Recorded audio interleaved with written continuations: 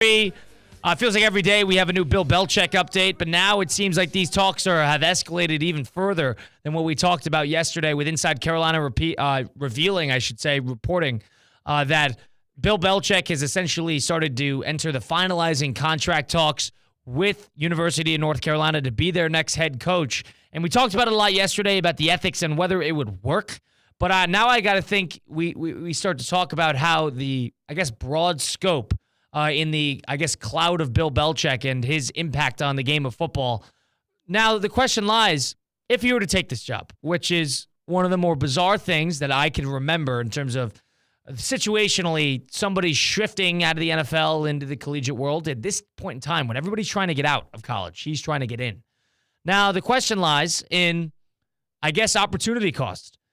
Does this move for Bill Belichick have a higher chance of damaging that great legacy of his, or, on the other side of things, revolutionizing that great legacy of his in terms of being that guy who could shift to college at a moment's notice, and succeed, and not only succeed at a program that never succeeds at a high level? I think Belichick has nothing to lose on the college end. If he fails, oh well. If he does great, it's just another notch on the belt. I thought he would rather go after the NFL.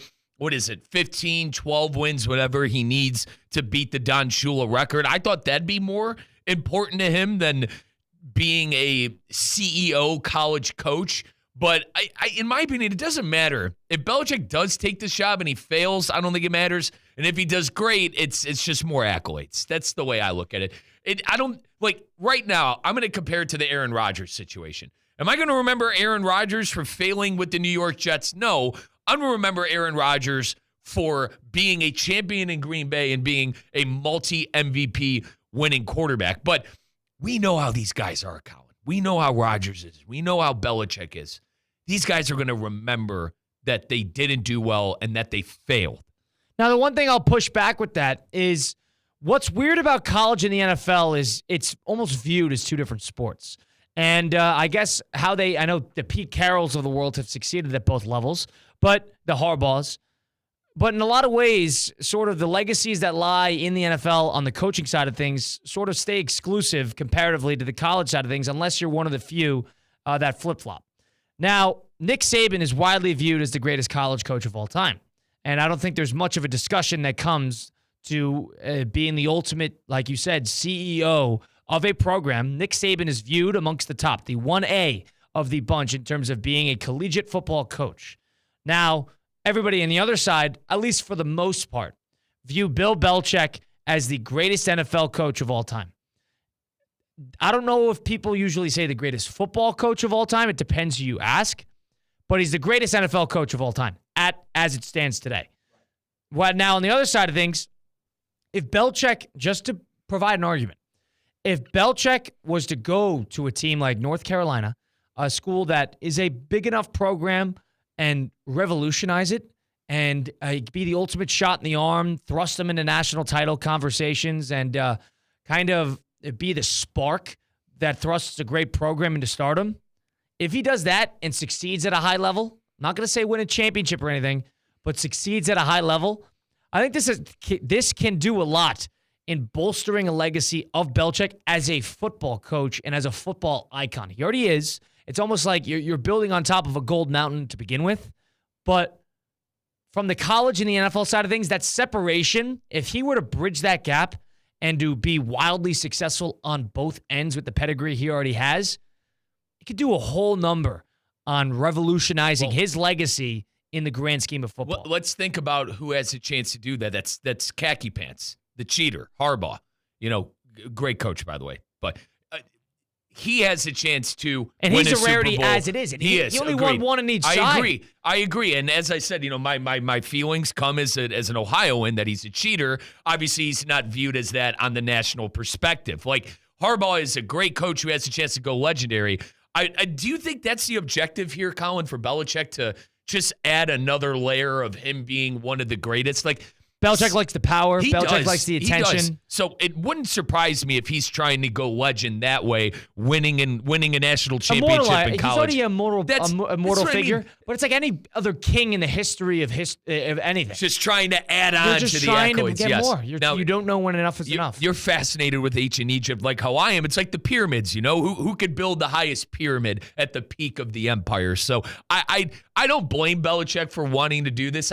God, you're 72. Colin, he's 72. You think maybe, all right, let me just go on my beach and enjoy my time with my family and and watch my son play. If I get bored, maybe I'll go sit on the sideline with one of Steve's teams. No, man, he wants to be hands-on and win national championships, for God's sakes. He likes the media attention that he's getting from the Manning cast to the McAfee show, and he's in the limelight, and he's painting himself in a relatively fun light after, sitting in the shadows in the Patriots and just doing what Bill Belichick does. Now he's got a sense and a feel, a taste of that stardom. He wants to kind of add to it, become a little bit of a Dion type figure, and you're not going at a lot of ways to see the team. You're going to see the coach. And there's only a few teams in college football that really have that type of pull. Jim Harbaugh was one of them.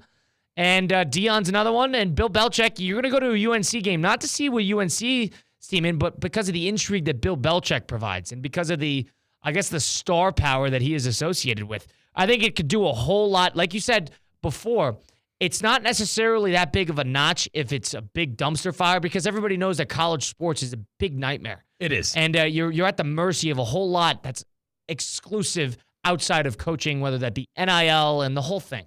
So, if anything, this is an opportunity for him to kind of expand that golden mountain he's already on and revolutionize, immortalize himself, and be one of those rare few to bridge the gap at a high level between the NFL and college. That is probably the benefit here, on top of the stuff with his son. And I also think with the way college football is set up now with the transfer portal, it's like free agency. So in Belichick's mind, he's like, all right, this is more of the NFL than it was maybe 4 years ago. More suited to my skill set. More suitable to what I do here. Colin, there is on ESPN.com, I did not know this until today. Guys, go to ESPN.com. You can check out the portal rankings. They have transfer portal rankings for college football via team now. Or via player? Player. Player. And I only looked up until 22. I didn't know how high the list went, but I looked at 22 players that ESPN had ranked one, obviously number one being the best, because Mensah, Colin, the Tulane quarterback, was the number one player in the transfer portal as of now, and he signed with Duke. So I think with stuff like that in the portal and whatnot, it's more suitable, as you said, to Belichick's skill set. Fascinating to see if anything gets officially finalized. Everybody's saying it's basically on the final runway. But we wait to see until I see that Adam Schefter tweet that there's no more kinks to work out and he is going to be the next head coach of North Carolina. I'm going to be a little hesitant to believe that anything is finalized. But in the meantime, Bill Belichick and UNC furthering talks closer to finalizing talks, as reports say. In the meantime, we got to talk about what we need to improve upon and what we need to get better at. And my golf game being one of them. We will get into that a little bit next, presented by our pals over at Flagstick Golf Performance. Let's do a little better than yesterday on Russo and Rizzo. Coming up next, ESPN 106.3. Live from the Anajar and Levine Accident Attorney Studios. Anajar and Levine Accident